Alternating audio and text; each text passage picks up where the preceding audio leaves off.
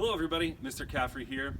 Today I'm going to be taking you on a virtual field trip of Jockey Hollow. Unfortunately, we can't visit here as a class, so I'll be taking you along this way.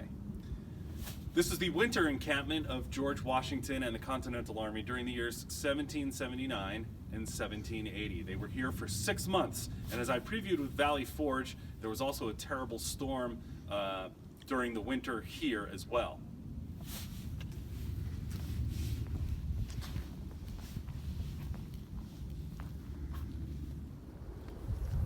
Henry Wick owned Jockey Hollow and lived there with his family. He had 1,400 acres of timber and open field. A captain in the Morris County Cavalry, Wick was also one of the most trusted patriots in the region. He also never asked them for money to use his land.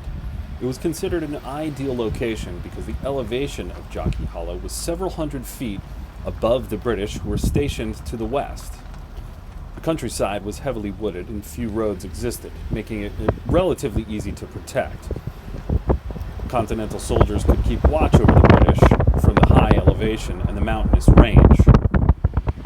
With the river flowing through it and an abundance of timber, this ideal location allowed the soldiers to begin construction of what would become, just like Valley Forge, one of the largest cities in the area.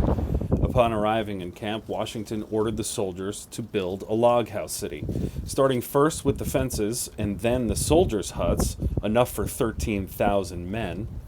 The Continental Army cleared about 600 acres of timber.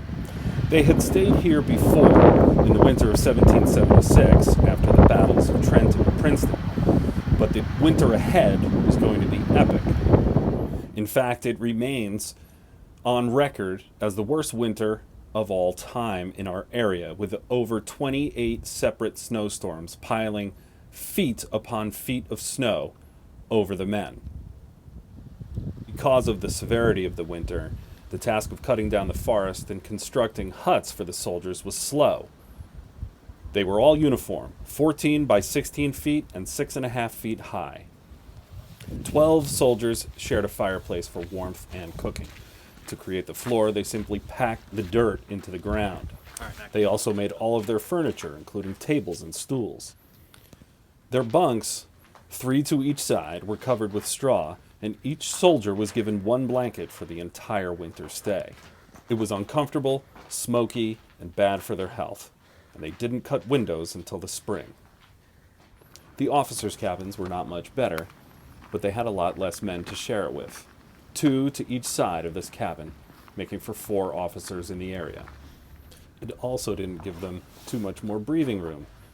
With a fireplace and chimney, and 2 bunks on the side, using up only half the cabin was not much. At Valley Forge, the men lived in cold, damp conditions and did not properly take care of camp sanitation, resulting in much sickness and death. Though the winter conditions in Jockey Hollow were much more severe than those of Valley Forge nearly 2 years before, miraculously only 100 men died due to improvements in camp design and hygiene practices. Even still, General Washington had to worry about his army, who was on the verge of mutiny and going against his orders. He also had to worry about Major General Benedict Arnold defecting to the British. But by the time June 1780 rolled around, the army was ready to move again. And so they took the long march back up north to New England to await the French arrival by sea, ready to take on the British once and for all.